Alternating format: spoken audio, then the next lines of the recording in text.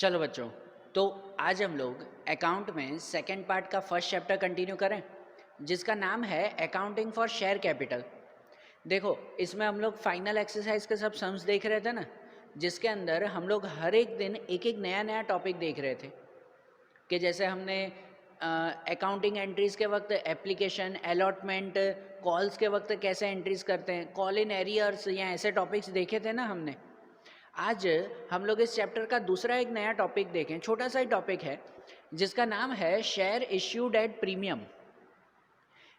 Share issued at premium, इसका मतलब ये कि कितनी बार कंपनी ऐसा काम करती है कि उसके जो शेयर की नॉर्मल फेस वैल्यू हो ना, फेस वैल्यू मतलब कि जितने शेयर की ओरिजिनल वैल्यू हो, कि जैसे कि 10 रुपये का शेयर है तो वो उसकी फेस वैल्यू कहलाई, लेकिन कंपनी अपना शेयर अपनी फेस वैल्यू से ज़्यादा प्राइस में बेचती है।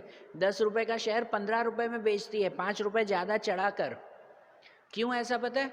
क्योंकि उस कंपनी का शायद नाम ज़्यादा है, रेपुटेशन ज़्यादा है, मार्केट में उस कंपनी की डिमांड ज़्यादा है, और इसी वजह से कंपनी अपना जो शेयर है ना वो उसकी फेस वैल्यू से ज़्यादा प्राइस में वो सेल करती है, जिसे कहते हैं शेयर इश्यूड एट प्रीमियम। एक छोटा सा दूसरा एग्जाम्पल बताऊं, ये शेयर के रिलेटेड तो नहीं है, जस्ट एक दूसरा एग्जाम्पल बताता हूँ कि आप लोग जैसे पता है कोई भी गाड़ी खरीदने जाते हो, कोई भी 2 व्हीलर या 4 व्हीलर आप लोग खरीदने जाते हो, तो आप जो भी शोरूम में जाओगे ना, तो वहाँ पर आपने जो भी गाड़ी सिलेक्ट की, उसके बाद जब आप वो गाड़ी का क्या कहते हैं डिलीवरी के बारे में कहोगे ना, तो वो लोग जनरली आपको ऐसा कहते हैं कि इस गाड़ी की डिलीवरी आपको 2-3 दिन बाद या 1 हफ्ते बाद मिलेगी। अगर आपको आज के आज ये गाड़ी चाहिए ना, तो उस गाड़ी के ऊपर ऑन देना पड़ेगा। क्या देना पड़ेगा? ऑन। ऑन मतलब क्या कि कुछ ज़्यादा पैसे देने पड़ेंगे। सपोज़ कोई 50,000 की 2 व्हीलर है, आप खरीदने गए तो वो कहेंगे कि हाँ भाई आपको गाड़ी वो 2-3 दिन बाद मिलेगी। आज के आज गाड़ी चाहिए तो 10,000 रुपये एक्स्ट्रा देने पड़ेंगे, 50,000 की जगह 60,000 देने पड़ेंगे। क्यों? क्योंकि उस गाड़ी की अभी डिमांड चल रही है। अगर आपको ऑन द स्पॉट वो गाड़ी चाहिए तो कुछ पैसे ज़्यादा देने पड़ेंगे। ये जो ज़्यादा पैसे होते हैं ना, वो समझो यहाँ पर प्रीमियम कहलाता है। बराबर? क्या कहलाता है? प्रीमियम। ऐसा सिर्फ गाड़ी के ऊपर थोड़ी, हर चीज़ के ऊपर होता है ना। कोई भी चीज़ की अगर डिमांड ज़्यादा हो तो मार्केट में जनरली उसका ज़्यादा प्राइस ही मिलता है। सही बात है ना कि भाई जितने की भी चीज़ हो उससे थोड़ा सा ज़्यादा। वैसे ही अगर कंपनी के बारे में बात करें तो कंपनी में भी अगर कंपनी का नाम बहुत ज़्यादा है, मार्केट में कंपनी की अच्छी खासी रेपुटेशन है, गुडविल बहुत अच्छी है कंपनी की, तो कंपनी जो अपने शेयर इश्यू करेगी ना, वो उसकी फेस वैल्यू से थोड़े रुपए ज़्यादा, उस थोड़े रुपए ज़्यादा को हम लोग कहते हैं प्रीमियम। क्या कहते हैं उसे? प्रीमियम कहते हैं। शेयर इश्यूड एट प्रीमियम मतलब समझो 10 रुपये का शेयर है तो वो 12 रुपये में, 13 रुपये में, 15 रुपये में, कितनी बार तो कोई कोई प्रीमियम डबल ट्रिपल भी होता है। 10 रुपये का शेयर 50 रुपये में भी बिकता है। हाँ, कंपनी अपने 10 रुपये का शेयर लोगों को 50 रुपये में देती है। तो ये क्यों इतना ज़्यादा? क्यों? क्योंकि उस कंपनी का नाम बहुत ज़्यादा है। बराबर? कोई नई नई कंपनी होगी ना, कि जैसे अगर मेरी कोई नई कंपनी मैंने शुरू की, अभी लोगों को पता ही नहीं है कि मेरी ये कोई नई कंपनी है। बराबर? मैंने थोड़ी बहुत एडवर्टाइजमेंट कर दी और उस वक्त मैं ये कहूँगा पब्लिक में, मैं ये कहने लगूँ कि यार मेरा 10 रुपये का शेयर है, लेकिन भाई मैं सबको 15 रुपये में दूंगा, प्रीमियम चढ़ा के दूंगा, तो कोई मेरा शेयर खरीदेगा?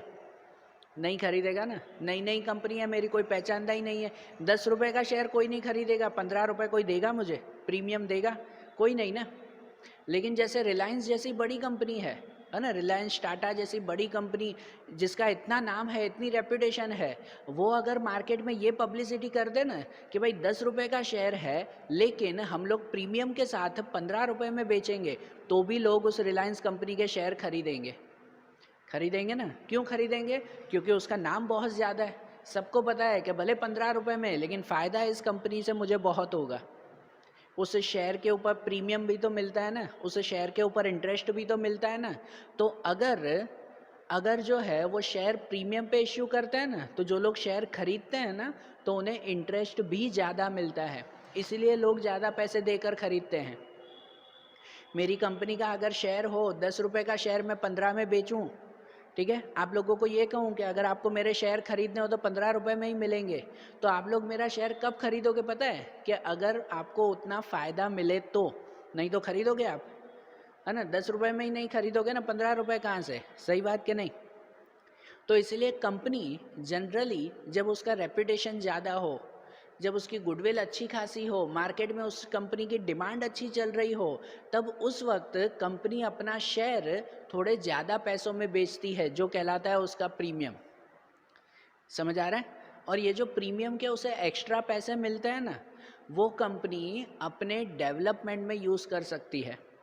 अपना कोई भी क्या एक्स्ट्रा खर्चा पूरा करना हो, कंपनी की नई ब्रांच शुरू करनी हो या और कोई भी नया काम करना हो, तो उसके लिए कंपनी ये प्रीमियम का यूज़ करती है। कि जैसे देखो कि भाई मैंने 1 लाख शेयर, अब एग्जांपल समझना कि भाई मैंने 1 लाख शेयर इश्यू किए हैं 10 रुपये पे, तो 1 लाख शेयर 10 रुपये के हिसाब से मतलब मुझे 10 लाख मिलने चाहिए। ये मेरी शेयर कैपिटल कहलाती है। जो 10 लाख मिलेंगे वो क्या कहलाता है? मेरा शेयर कैपिटल। लेकिन यही शेयर मैंने प्रीमियम पे 10 की जगह 15 रुपये में मैंने इश्यू किए हैं, तो अब मुझे 1 लाख शेयर मैंने 15 रुपये पे इश्यू किए, तो मतलब मुझे कितने मिलेंगे? 15 लाख मिलेंगे। जिस 15 लाख में से 10 लाख तो मेरा शेयर कैपिटल है, वो तो मैंने मंगवाया ही था। 5 लाख एक्स्ट्रा वो मेरा क्या हुआ? प्रीमियम हुआ। 5 लाख मेरा क्या हो गया? प्रीमियम। ये प्रीमियम मेरे एक्स्ट्रा रुपए हो गए, है कि नहीं? ये मेरे एक्स्ट्रा रुपए हो गए, और इस रुपयों का मैं कहाँ यूज़ करूँगा? मेरी कंपनी में कहाँ पे यूज़ करूँगा? तो कंपनी के डेवलपमेंट के लिए ना। भाई कंपनी में नई एसेट खरीदनी है, कंपनी की नई ब्रांच शुरू करनी है, या तो फिर जो है वो कंपनी में कोई पुराने एक्सपेंसेस चुकाने हैं, लोन पे करनी है, तो ऐसा कोई भी कामकाज हो, तो उसके लिए ये 5 लाख रुपए मेरे अपने हो गए ना, जो मुझे रिटर्न भी नहीं करने। शेयर के पैसे तो वैसे ही रिटर्न नहीं करते, जो मुझे रिटर्न भी नहीं करने हैं, ऐसे रुपए मुझे 5 लाख एक्स्ट्रा मिल चुके हैं, तो उसका तो मैं अपनी कंपनी के डेवलपमेंट के लिए यूज़ करूँगा कि नहीं? बराबर ना? और इन्हीं 5 लाख में से थोड़ा सा फ़ायदा मैं अपने शेयर होल्डर्स को भी दूंगा, अपने शेयर होल्डर्स को, कि उन्होंने मुझे 5 रुपये एक्स्ट्रा दिए हैं, तो उसमें से समझो 2 रुपये का फ़ायदा मैं उन्हें रिटर्न भी दूंगा, तो सही ना? है कि नहीं? समझ रहे हो ना? तो देखो ये हुआ कि कंपनी कितनी बार अपने शेयर प्रीमियम पे इश्यू करती है। तो उस वक्त जर्नल एंट्रीज क्या करते हैं? तो अभी तक आपने जितनी भी जर्नल एंट्री सीखी है ना, वो तो कंटिन्यू रखनी ही है। उसमें अब प्रीमियम की एंट्री ऐड होगी। हर बार जो पुराने टॉपिक्स हैं उसे तो याद ही रखने हैं, सब जर्नल एंट्रीज का एक रूल बना के लिख लेना है एक बुक पे, वो तो सब याद रखने ही हैं। लेकिन अब ये नया पॉइंट ऐड हुआ, तो प्रीमियम की एंट्री कहाँ पे करते हैं? तो प्रीमियम की entry generally application, allotment, call, उसी में ही करते हैं। चलो एप्लीकेशन के वक्त अगर याद करवाऊँ तो याद है एप्लीकेशन की 3 एंट्रीज आती हैं। नहीं याद हो तो वो रूल बुक साथ में रखो, जिसमें ये सब एंट्रीज लिखी हो वो बुक साथ में रखो। उसमें देखो एप्लीकेशन की 3 एंट्री लिखवाई थी। पहली एंट्री कि जब एप्लीकेशन के रुपए मिलते हैं, लिखते हैं ना, bank account to share application account. दूसरी एंट्री अगर एक्स्ट्रा पैसे रिटर्न करने हो कि share application to bank account. और तीसरी एंट्री जब हम लोग अमाउंट कैपिटल में ट्रांसफ़र करते हैं, तो कैपिटल में ट्रांसफ़र करते वक्त ये प्रीमियम की एंट्री करते हैं। उस तीसरी एंट्री में प्रीमियम की एंट्री बीच में आएगी, कंबाइन एंट्री होगी। मतलब उसकी एंट्री कैसे करेंगे पता है? कि शेयर एप्लीकेशन अकाउंट डेबिट, ये एप्लीकेशन में तीसरी वाली एंट्री जो हम लोग करते हैं कि share application account debit to share capital account to security premium account. भाई प्रीमियम के जो भी पैसे हैं उसको कहाँ लिखते हैं? सिक्योरिटी प्रीमियम में लिखते हैं। उसके लिए अकाउंट बनता है सिक्योरिटी प्रीमियम अकाउंट, बराबर। जहाँ पे कैपिटल लिखा जाता है ना, उस कैपिटल के साथ ही ये प्रीमियम, बराबर, कि जिसमें शेयर की जो फेस वैल्यू है, शेयर की जो ओरिजिनल वैल्यू है, वो लिखते हैं शेयर कैपिटल में, और जितनी एक्स्ट्रा वैल्यू हमने मंगवाई है ना, प्रीमियम मतलब जो एक्स्ट्रा रुपए मंगवाते हैं ना, वो लिखते हैं सिक्योरिटी प्रीमियम में। मतलब जो एप्लीकेशन की 3 एंट्री करते हैं वही तीनों एंट्री करनी है, लेकिन तीसरी वाली एंट्री में कैपिटल के साथ कंबाइन क्या लिखना है? सिक्योरिटी प्रीमियम लिखना है। कि जहाँ सिक्योरिटी प्रीमियम में जितने रुपए हमने एक्स्ट्रा मंगवाए हैं ना, वो एंट्री यहाँ पे करेंगे। ठीक है, ये याद रखना बेटा। ये प्रीमियम वाली एंट्री कहाँ पे करेंगे? एप्लीकेशन में, जहाँ पे कैपिटल लिखते हैं वो कैपिटल के साथ ये प्रीमियम लिखेंगे। ओके, वैसे ही अलॉटमेंट और कॉल में, तो याद है अलॉटमेंट और कॉल में दो दो एंट्रीज करते थे एक्स्ट्रा, बराबर, दो दो एंट्रीज आती थी ना अलॉटमेंट में भी और कॉल में भी। भाई पहली एंट्री जब रुपए मंगवाए, दूसरी एंट्री जब रुपए मिले, सही बात कि नहीं? अलॉटमेंट और कॉल में यही दो एंट्री करते थे ना, पहले रुपए मंगवाना फिर रुपए मिलना। तो उन दोनों वक्त, अलॉटमेंट और कॉल दोनों वक्त जब रुपए मंगवाते हैं ना, तब उस वक्त पता है कैपिटल लिखा जाता है, तो उस कैपिटल के साथ ही प्रीमियम भी लिखा जाएगा, बराबर, उस कैपिटल के साथ ही प्रीमियम भी लिखा जाएगा। मतलब अलॉटमेंट के वक्त जब हम लोग रुपए मंगवाते हैं ना, तो एंट्री करते हैं share allotment account debit to share capital account, तब उसके साथ ही अगर एक्स्ट्रा रुपए मंगवाए हो, अगर प्रीमियम मंगवाया हो, तो लिखते हैं सिक्योरिटी प्रीमियम, बराबर। तो क्या लिखेंगे? सिक्योरिटी प्रीमियम लिखेंगे। वैसे ही कॉल के वक्त भी, ये मैंने साथ में ही लिख दिया कि वैसे ही कॉल के वक्त भी, फर्स्ट कॉल फाइनल कॉल, तब उस वक्त भी अगर जब रुपए मंगवाते हैं ना, पहली एंट्री जो करते हैं रुपए मंगवाना, तब उस वक्त ही शेयर कॉल, मतलब शेयर फर्स्ट कॉल या final call account debit to share capital account security premium account. इतना याद रखो, पूरे सम में जो हम लोग पहले सम करते थे सेम टू सेम सम करना है, लेकिन जहाँ जहाँ पे कैपिटल लिखोगे ना, वहाँ पे कैपिटल के साथ क्या लिखा जाएगा? सिक्योरिटी प्रीमियम लिखा जाएगा। ये एक चीज़ खाली याद रख दो, तो भी सब एंट्रीज वही, सब सेम एंट्री करनी है। खाली एक चीज़ याद रखनी है कि जहाँ पे कैपिटल लिखा हो, उस कैपिटल के साथ कंबाइन क्या करना है? सिक्योरिटी प्रीमियम, बराबर। और वैसे भी सिक्योरिटी प्रीमियम हमारी एक्स्ट्रा इनकम हो गई, तो इनकम तो हमेशा क्रेडिट में ही लिखते हैं ना, कैपिटल जैसे क्रेडिट में लिखा जाता है, तो उसके साथ ये सिक्योरिटी प्रीमियम भी क्रेडिट में ही लिखेंगे, बराबर। और प्रीमियम डिपेंड होता है कि आप कब मंगवा रहे हो, कि जैसे 10 रुपये का शेयर है, मैं 15 रुपये में बेच रहा हूँ, तो 5 रुपये मुझे प्रीमियम मंगवाना है ना। वो प्रीमियम डिपेंड होता है कंपनी के ऊपर कि वो एक्स्ट्रा जो 5 रुपये मुझे लोगों से लेने हैं, मेरे 10 रुपये का शेयर मैं 15 में सबको दे रहा हूँ, तो मैं आप लोगों से 5-5 रुपये एक्स्ट्रा लूँगा ना।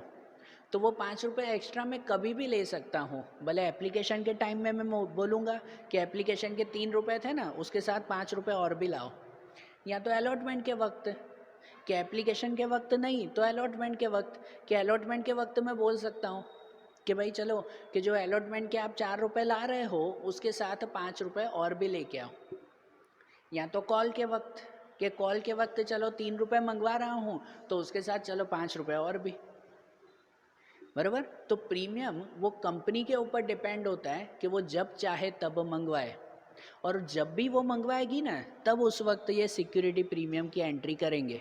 अगर एप्लीकेशन के वक्त एक्स्ट्रा प्रीमियम मंगवाया है, तो उसके साथ ये सिक्योरिटी प्रीमियम लिखेंगे।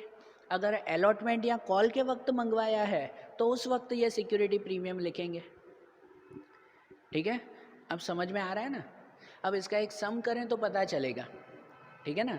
ये देखो, इसमें अब कोई नया रूल नहीं आया, सिक्योरिटी प्रीमियम में कोई नया रूल नहीं है, बस जो सेम एंट्रीज हैं उसमें कैपिटल के साथ प्रीमियम लिखना है, बराबर ना। तो एक सम करें तो क्लियर होगा ना। आपकी फाइनल एक्सरसाइज का क्वेश्चन नंबर 9 देखो, फाइनल एक्सरसाइज में क्वेश्चन नंबर 9 आपकी टेक्स्ट बुक रखो साथ में, कि उसमें क्वेश्चन नंबर 9 लिखा हुआ है कि Nanavati limited of Junagadh issued 3 lakh equity share of ₹10 each at a premium of ₹5 per share। तो देखो लिखा हुआ है ना कि जो नानावटी लिमिटेड कंपनी जो है, उसके 10 रुपये का शेयर है, लेकिन वो 5 रुपये प्रीमियम के साथ दे रहा है, मतलब उसका शेयर कितने का हो गया? 15 रुपये का शेयर हो गया, बराबर। उसमें लिखा हुआ है कि amount was called up as under, application के वक्त 4 रुपये, अलॉटमेंट के वक्त 8 रुपये जिसमें इंक्लूडिंग प्रीमियम, और फाइनल कॉल के वक्त 3 रुपये। मतलब इसने रुपए कैसे मंगवाए हैं पता है? कि एप्लीकेशन के वक्त, मैं यहाँ पे लिख रहा हूँ कि उसने एप्लीकेशन के वक्त जो है वो 4 रुपये मंगवाए हैं, बराबर। अलॉटमेंट के वक्त, अलॉटमेंट के वक्त तो उसने 8 रुपये मंगवाए हैं, जिसमें लिखा हुआ है ब्रैकेट में इंक्लूडिंग प्रीमियम। मैंने बताया ना वो प्रीमियम जो 5 रुपये एक्स्ट्रा है वो कभी भी मंगवा सकता है, भले एप्लीकेशन या अलॉटमेंट या कॉल के वक्त। और यहाँ कंपनी ने कब मांगे हैं 5 रुपये? अलॉटमेंट के वक्त। ठीक है, तो मतलब अलॉटमेंट के जो उसने 8 रुपये मंगवाया ना, उस 8 रुपये में शेयर की फेस वैल्यू मतलब शेयर की ओरिजिनल वैल्यू तो 3 रुपये ही है, प्लस 5 रुपये उसने प्रीमियम के मंगवाए हैं। तो इस तरह से उसने 8 रुपये मंगवाए। मतलब अलॉटमेंट के वक्त 3 रुपये ही मंगवाने थे, लेकिन उस कंपनी ने ये कहा कि साथ में प्रीमियम के 5 रुपये भी लाओ। तो इसलिए अलॉटमेंट के कितने रुपए हो गए? 8 रुपये हो गए। ठीक है, और बाकी फाइनल कॉल क्या लिखा हुआ है? फाइनल कॉल ना, तो फाइनल कॉल के वक्त 3 रुपये उसने मंगवाए हैं। ठीक है, ऐसे दिया हुआ है ना। और साथ में लिखा हुआ है कि company received application for 3,50,000 shares, excess application were rejected and money paid thereon was refunded to applicants. मतलब देखो उसने इश्यू किए थे 3 लाख शेयर, लेकिन उसे एक्स्ट्रा मिल गए 3,50,000 शेयर्स, 50,000 शेयर एक्स्ट्रा मिल गए। तो वो क्या करेंगे? रिटर्न ना, बराबर ना, तो वो रिटर्न कर देंगे। And all the sum due were received in full except allotment and final call on 3,000 equity share held by इशिरा। कि उसके सभी रुपए मिल गए, लेकिन कोई इशिरा नाम की लड़की है जिसके पास 3,000 शेयर थे, उस 3,000 शेयर के उसने अलॉटमेंट के और फाइनल कॉल के रुपए नहीं दिए। बराबर, 3,000 शेयर के अलॉटमेंट और फाइनल कॉल उसके रुपए उसे नहीं मिले। तो जो रुपए नहीं मिले तो क्या करते हैं? कॉल इन एरियर्स, वही लिखते हैं ना, कॉल्स इन एरियर्स लिखते हैं कि नहीं? बराबर ना, तो यहाँ पर कॉल्स इन एरियर्स भी लिखना है। देखो वो पुरानी चीज़ें भूलनी नहीं है। प्रीमियम भले नई एक टॉपिक लिखना है, लेकिन पुराना टॉपिक भूलना मत। तो चलो ठीक है, इनकी एंट्रीज हम लोग करते जाएं एक एक करके। सबसे पहले जो है वो आप लोग हेडिंग लगा देना, पूरा फॉर्मेट बनाते हो ना जैसे, तो वैसे पूरा फॉर्मेट बना देना, जिसमें ऊपर हेडिंग लगाना journal entries in a book of Nanavati limited. जिनमें सबसे पहली एंट्री शुरू करें तो सबसे पहली एंट्री एप्लीकेशन की, और एप्लीकेशन में भी सबसे पहली कौन सी एंट्री आती है? तो सबसे पहली एंट्री आती है उसमें कि bank account debit to share application account. सबसे पहली यही एंट्री आती है ना कि bank account debit to share application account, मतलब एप्लीकेशन के रुपए मिले हमें। तो एप्लीकेशन कितने शेयर की हमें आई थी? तो पता है एप्लीकेशन 3,50,000 शेयर्स की आ गई है कि नहीं? मतलब जितनी सोची थी उससे ज़्यादा आ गई ना, 3,50,000 शेयर्स की। और कितने रुपए के हिसाब से? तो 4 रुपए के हिसाब से। तो मतलब एप्लीकेशन के हमें कितने रुपए मिले पता है? एप्लीकेशन के रुपए मिले 3,50,000 शेयर्स के 4 रुपीज़। तो 3,50,000 शेयर के 4 रुपए, तो वो कितने हो जाते हैं? 3,50,000 मल्टीप्लाई 4 कर दो, कितने हो जाएंगे? 14 लाख हो जाएंगे। तो एप्लीकेशन के वक्त हमें 14 लाख रुपीज़ मिले। बराबर, क्लियर हो रहा है बात? कि जिसमें से सेकेंड एंट्री अब क्या करेंगे कि जो एक्स्ट्रा रुपए थे वो हम लोग रिटर्न कर दें। हमें तो 3 लाख शेयर की ज़रूरत थी ना, ये जो 50,000 एक्स्ट्रा आ चुके हैं उसे क्या करें? रिटर्न करें ना। तो एप्लीकेशन की दूसरी एंट्रीज़ देखो, ये सब एंट्रीज़ तो सेम ही आने वाली है। तो उसकी दूसरी एंट्री करें कि शेयर एप्लीकेशन अकाउंट डेबिट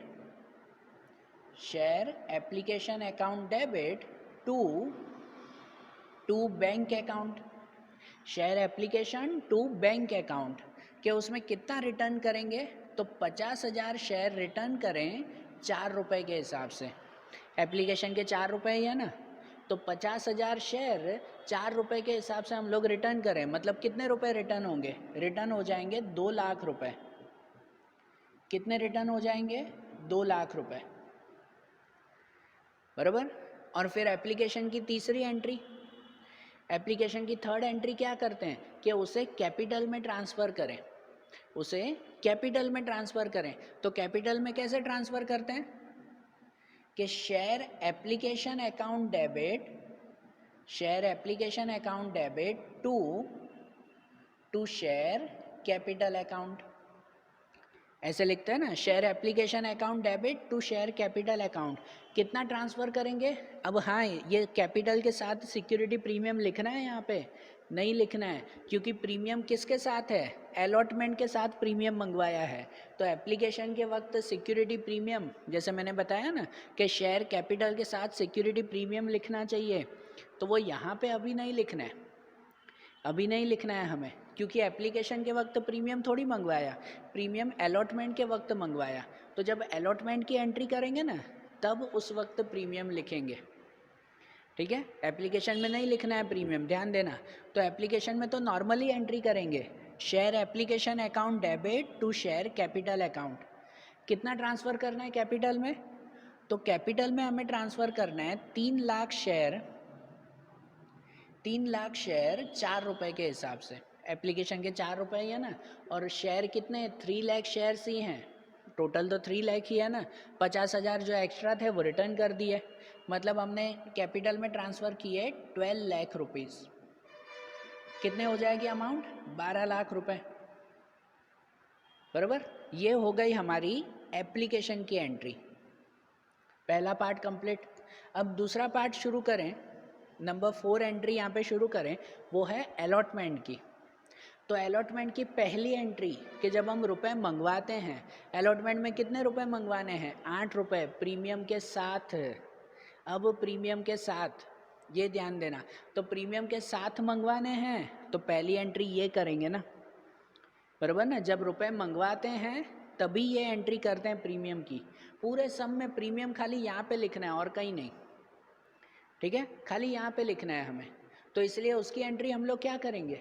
तो उसकी एंट्री हो जाएगी यहाँ पर अलॉटमेंट के वक्त जब रुपए मंगवा रहे हैं तो एंट्री करते हैं कि शेयर अलॉटमेंट अकाउंट डेबिट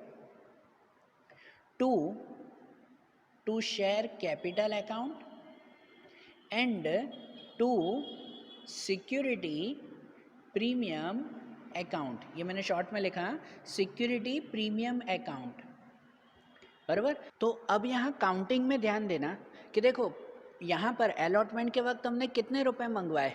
तो टोटल तो हमने 8 रुपये मंगवाए, जिसमें 3 रुपये उसकी ओरिजिनल वैल्यू है और 5 रुपये उसके प्रीमियम की वैल्यू है। मतलब देखो कि जब अलॉटमेंट के वक्त हम लोग रुपए मंगवाते हैं ना, तो लिखना कैसे है कि 3 लाख शेयर के 8 रुपये हमने मंगवाए हैं। टोटल कितने रुपए मंगवाए? 8 रुपये मंगवाए ना, तो इसीलिए वो 8 रुपये में यहाँ पर 3 लाख मल्टीप्लाई 8, 24 लाख हमने मंगवाए हैं। कितने रुपए मंगवाए? 24 लाख। तो डेबिट में शेयर अलॉटमेंट अकाउंट डेबिट, उसमें कितना लिखेंगे? 24 लाख रुपीज़ लिखेंगे, बराबर। और फिर ये जो है ना शेयर कैपिटल, उस शेयर कैपिटल में लिखना है हमें 3 रुपये। शेयर कैपिटल में कितने रुपए लिखेंगे? 3 रुपये। और ये सिक्योरिटी प्रीमियम, उसमें लिखेंगे 5 रुपये। वो अलग अलग लिखना होगा ना हमें, सही बात ना। वो क्या करना होगा? अलग अलग लिखना होगा, क्योंकि यहाँ पे 2 है। तो शेयर कैपिटल में ओरिजिनल वैल्यू लिखते हैं 3 रुपये की, और शेयर प्रीमियम में, सिक्योरिटी प्रीमियम में 5 रुपये। तो इसलिए यहाँ क्या लिखा जाएगा पता है? 3 लाख रुपए के, 3 लाख शेयर के 3 रुपये। शेयर कैपिटल तो उसमें 3 लाख के 3 रुपये, मतलब कितने हो जाएंगे? 9 लाख रुपीज़। शेयर कैपिटल में कितना लिखना होगा हमें? 9 लाख रुपीज़ लिखना होगा।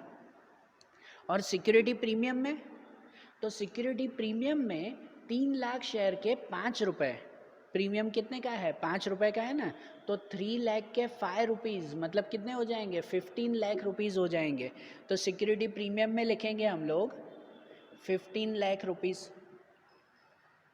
बराबर। समझ आई बात है? तो ये हमें टोटल 9 और 15, 24 लाख हुआ ना, कि टोटल हमने 24 लाख रुपीज़ मंगवाए हैं, जिसमें से 9 लाख रुपए हमारे कैपिटल के हैं जो ओरिजिनल वैल्यू है उसकी, और बाकी के 15 लाख रुपए हमारा सिक्योरिटी प्रीमियम है जो हमने एक्स्ट्रा रुपए मंगवाए हैं वो। समझ आ रही है बात? ये हो गई ना एंट्री। अब इसकी दूसरी एंट्री कि जब अलॉटमेंट के रुपए मिलते हैं तब, कि इसकी दूसरी एंट्री करें, यहाँ पे नंबर 5 लिख दें। दूसरी एंट्री जब अलॉटमेंट के रुपए मिलते हैं ना, तो हम लोग क्या करते हैं कि bank account debit to share allotment account, बराबर। अब यहाँ प्रीमियम नहीं लिखना है, देखो प्रीमियम खाली एक ही जगह पे, सिक्योरिटी प्रीमियम। अब कहीं पे भी प्रीमियम लिखना नहीं है, अब प्रीमियम और कहीं नहीं लिखना है, बस ये प्रीमियम खाली यहीं पे ही लिखना होता है। ये नया टॉपिक इतना ही है, बस इस जगह पे लिखना, ठीक है। तो अब यहाँ पे अलॉटमेंट के रुपए मिलेंगे, तो क्या पूरे रुपए मिले हमें अलॉटमेंट के? नहीं मिले हैं, अलॉटमेंट के पूरे रुपए नहीं मिले। यहाँ पे लिखा हुआ है कि जो इशिरा नाम की लड़की है उसने 3000 इक्विटी शेयर के अलॉटमेंट के भी और फाइनल कॉल के भी रुपए नहीं दिए उसने। तो अलॉटमेंट के भी उसने रुपए नहीं दिए, तो 3000 शेयर के रुपए नहीं मिलेंगे ना हमें, बराबर ना। अब यहाँ पे जो रुपए मिलेंगे वो तो हम लोग पूरे 8 रुपए पे ही गिनेंगे, हाँ, क्योंकि हमने अलॉटमेंट में कितने रुपए मंगवाए? 8 रुपए ही मंगवाए थे ना पूरे, 3 रुपए उसके और 5 रुपए प्रीमियम के, तो काउंटिंग अब तो यहाँ 8 रुपए पे ही होगी। ध्यान देना, मतलब हमने यहाँ पे मंगवाए थे 3 लाख शेयर के 8 रुपए मंगवाए थे, लेकिन उसमें से 3000 शेयर के 8 रुपए हमें नहीं मिले, बराबर ना। इशिरा के पास जो 3000 शेयर के उसके 8 रुपए नहीं मिले हमें। मतलब देखो कि 3 लाख के 8 रुपीज़, मतलब 24 लाख हमने मंगवाए थे, ये काउंटिंग कर रहे हैं, 24 लाख मंगवाए थे, उसमें से 24,000 नहीं मिले। 3000 शेयर के 8 रुपए, 8 रुपए ही मंगवाए थे ना हमने, तो कि ऐसा थोड़ी कि 3 रुपए उसने दिए और 5 रुपए प्रीमियम के नहीं दिए, ऐसा थोड़ी, उसने पूरे 8 रुपए नहीं दिए ना 3000 शेयर के, मतलब पूरे 24,000 हमें नहीं मिले। तो बाकी कितने मिले हमें? हमें मिल गए 23,76,000 रुपीज़। कितने मिलेंगे? 23,76,000, मतलब यहाँ पे बैंक अकाउंट में लिखेंगे 23,76,000 रुपीज़, बराबर। ऐसा हो जाएगा ना ये। और जो पैसे नहीं मिले उसको कहाँ लिखते हैं? तो उसको लिखते हैं कॉल्स इन एरियर्स, है कि नहीं? वो पहले सीखा था ना, उसे भूलना मत, कि जो भी पैसे किसी ने न दिए हो तो उसके साथ उसकी एंट्री करते हैं कॉल्स इन एरियर्स में। मतलब यहाँ अलॉटमेंट में ही एक और एंट्री करनी होगी नंबर 6 की, कि calls in arrears account debit, calls in arrears account debit to share allotment account. कि अलॉटमेंट के वक्त ये पैसे नहीं मिले, कितने नहीं मिले थे? तो 3000 शेयर के 8 रुपये नहीं मिले, मतलब कि टोटल 24,000 हमें नहीं मिला था, बराबर। ये हो गई आपकी अलॉटमेंट की एंट्रीज। समझ आई बात? ये अलॉटमेंट की एंट्री हो गई ना, कि पहले पैसे मंगवाए, उस वक्त प्रीमियम लिखा, बस यहीं पे ही, फिर तो पूरा पूरा ही गिनते हैं। फिर बैंक में जितने रुपए मिले और जो नहीं मिले वो कॉल्स इन एरियर्स में, ठीक है। अब फाइनल कॉल वाली एंट्री, कि फाइनल कॉल के वक्त भी सबसे पहले रुपए मंगवाते हैं, तो उसकी एंट्री क्या आती है? Share final call account debit to क्या करेंगे? Share capital account. अब यहाँ प्रीमियम नहीं लिखना है, क्योंकि फाइनल कॉल के वक्त प्रीमियम था क्या? नहीं था ना, तो इसलिए वहाँ नहीं लिखना है। तो यहाँ पे शेयर कैपिटल ही, और यहाँ पे अमाउंट कितनी होगी? तो हमने 3 लाख शेयर के 3 रुपये मंगवाए थे, फाइनल कॉल में 3 रुपये मंगवाए, मतलब टोटल हमने 9 लाख रुपीज़ मंगवाए हैं। कितने मंगवाए हमने? 9 लाख रुपीज़। फिर दूसरी एंट्री करते हैं कि उसके रुपए मिले, सेम ही ना जैसे अलॉटमेंट में किया था, कि इसके रुपए मिले हमें, तो एंट्री करते हैं कि bank account debit to share final call account. अब इसमें पूरे रुपए मिले थे हमें फाइनल कॉल के, इसमें भी नहीं ना। वो इशिरा ने 3000 शेयर के फाइनल कॉल के भी पैसे नहीं दिए हैं, तो इसका मतलब कि हमने मंगवाए थे 3 लाख शेयर के 3 रुपये, लेकिन माइनस उसमें से 3000 शेयर के 3 रुपये हमें नहीं मिले। फाइनल कॉल के ये भी 3 रुपये नहीं मिले थे हमें, मतलब हमने यहाँ काउंटिंग अगर करें तो हमने 9 लाख रुपए मंगवाए थे, 9 लाख, उसमें से 9,000 नहीं मिले, 3000 मल्टीप्लाई 3, 9000 नहीं मिले, मतलब कितने मिले होंगे? उसमें मिले हमें 8,91,000। कितना मिला? 8,91,000। तो बैंक में कितना लिखेंगे?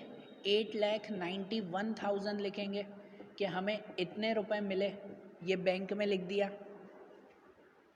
बराबर। और जो 9,000 रुपये नहीं मिले उसे कहाँ लिखेंगे? उसे फिर से कॉल्स इन एरियर्स में लिखेंगे ना हम लोग। तो इसलिए उसके बाद वाली एंट्री करेंगे कि calls in arrears account debit, calls in arrears account debit to share final call account. उसमें कितना लिखेंगे?